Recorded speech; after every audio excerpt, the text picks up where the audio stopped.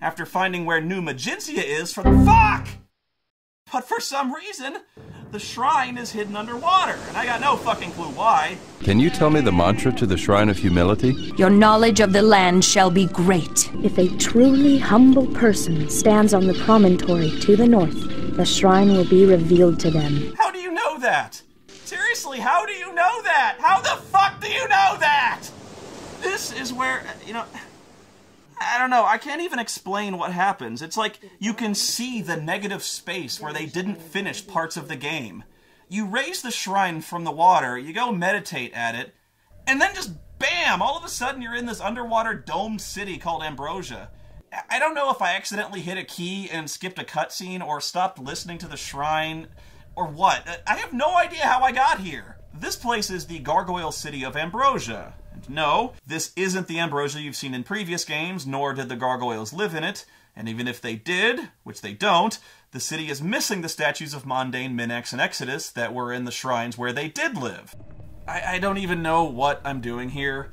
The leader of the gargoyles says that you're the false prophet, which is not true since I disproved it in Ultima VI and consequently prevented the destruction of the gargoyle race. And just like everyone else in Britannia, these guys act like pricks too. The columns are making them feel an excess of pride, even though humility and pride were never part of the gargoyle system of ethics. So, because I got nothing else to do and I don't know how to get out of here, I just start doing quests for people, putting things on things which activate other things, and eventually I help supply power to a statue to the queen of the gargoyles, which causes Ambrosia's dome to shatter, flooding the dome with water, killing virtually everyone. To know that we are dying. Oh, well, shit. Oops. But hey, I'm not the false prophet, okay? Don't blame me for the extinction of the gargoyle race, because that guy told me to— I'm not the false prophet!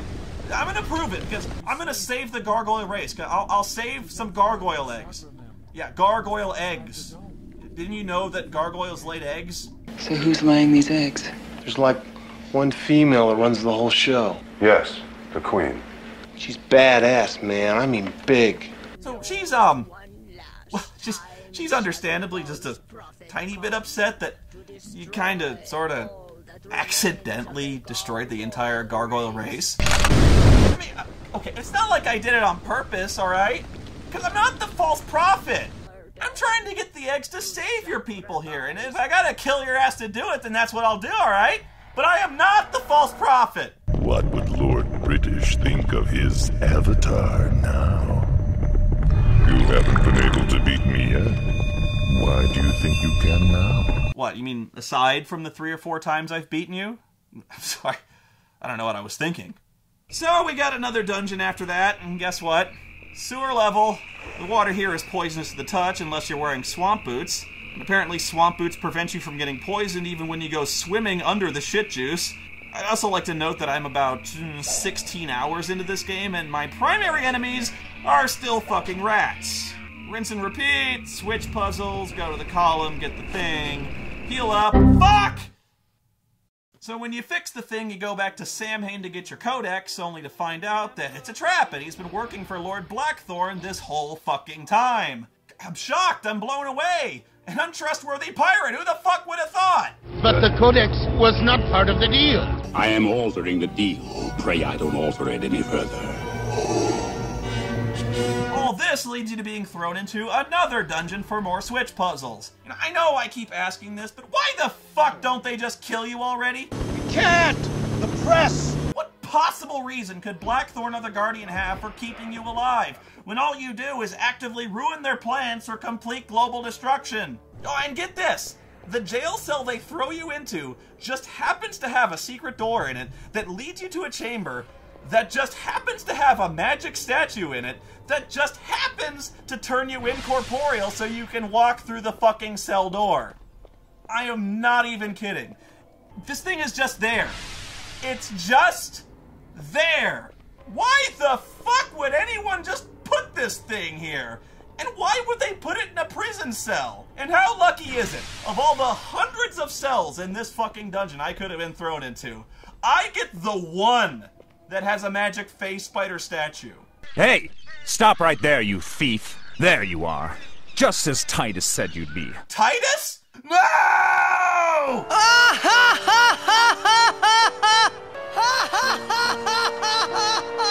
Who's Titus?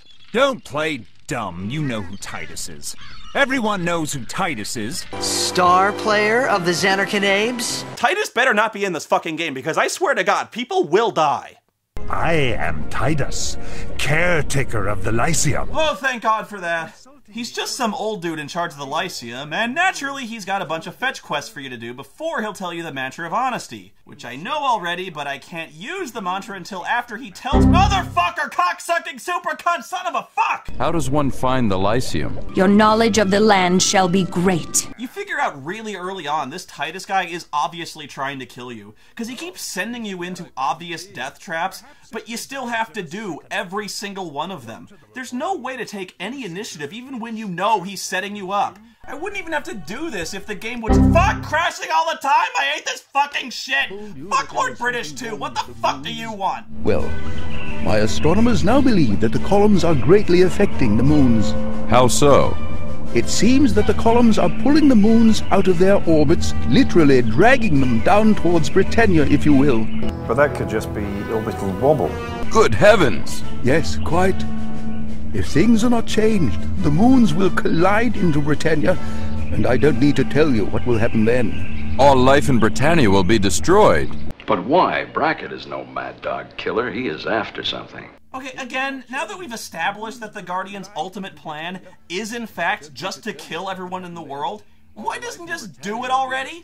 He's indestructible for one, and for another, he's proven that he can kill anyone in the world with a passing thought. And he has an army of dragons at his command that completely outclasses any possible resistance Lord British can present, him and his 8 fucking guys in the castle. Somehow I doubt that Lord British is any kind of military genius. I'm not entirely sure. Or the Avatar, for that matter. Can you tell me about love? Oh my God, something cool is happening. Words cannot describe how frigging stunned I am to actually be fighting a dragon as opposed to the fuck ton of pirates and giant rats I've mowed down to get to this point. Even though the strategy for fighting a dragon is much the same as fighting everything else in this game. That is, click real fast until bad thing fall down. It's so boring and simplistic, I just want to cocksucker mother of a dong merchant fuck! God! I just hate this fucking glitchy, clogged up septic tank of game design. The combat is just button mashing. There's no technique because why fucking bother, right? You hit one time and they get stun locked until they die. The monster AI is so bad it's actually kind of depressing to think about.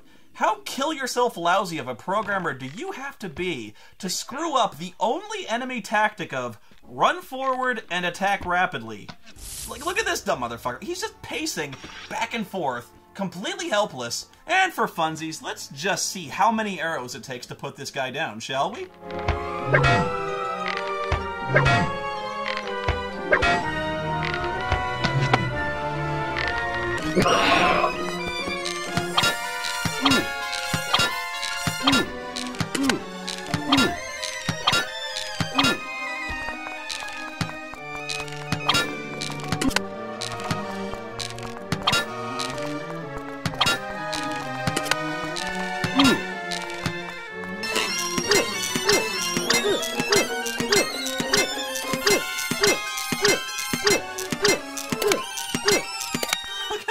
Sticking out of him.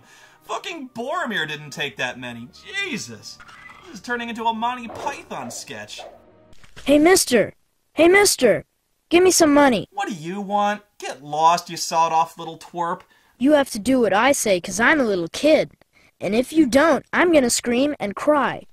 You're a little brat, and I'm not going to give you any money. Hey, you can't talk to me like that. You're mean, and I'm gonna tell everybody. Meanie. The goddamn Avatar, okay? Not fucking Santa Claus. You know, we got serious, save the world. Whoa! Hey! What the fuck is going on? He's throwing fireball. Really? This is really happening. How the fuck is the kid throwing fireballs? Magic doesn't work! I'm the Titan of Ether, and I can't throw fireballs yet. What the fuck? Is this kid from the fucking Q Continuum? And of course, my only course of action is to brutally murder another child. Okay, you know what? I've had just about enough of this, honestly, because this right here, this is fucking sick. alright? How many times I gotta deal with a fucking encounter where the Avatar, the hero, the paragon of goodness and righteousness, is forced, I repeat, forced to violently murder several children. Because, you know, if it happened just one time, I'd say, okay, it's a mistake or just a bad joke. But Richard Garriott is clearly putting this in on purpose. At least 3 games you do this. Honestly, Richard, you know, I love you, man, but fuck you with this child-killing bullshit. I can't even believe that I have to explain why this is bad. But dude, it's just not cool. I don't know if you're trying to make some kind of ethical or philosophical point about the hero being forced to massacre children, like the duality of man or the nature of evil, or, you know, I don't even give a fuck. I don't want to kill children. Heroes, good guys do not murder children, and the notion that you're given absolutely no alternative to doing so is fucking disgusting. What is wrong with you, man? You got serious problems. It fills you with contempt, does it not, Avatar? To be so thoroughly betrayed and abandoned by Lord British, to know that you serve at best a doddering, incompetent fool, at worst a smug, manipulative usurper who sold himself, sold you, and all the people you protect, sold you all out for wealth and power. Fucking A, man. Wait, are we talking about Lord British or Richard Garriott? He feeds on your loyalty and rewards it only with pain and confusion. He stopped caring for the happiness of the people long ago, when he sold his kingdom to powers even darker and more insidious than myself. And why should he care? Why should you? The people resent you, resent your success, resent your purity.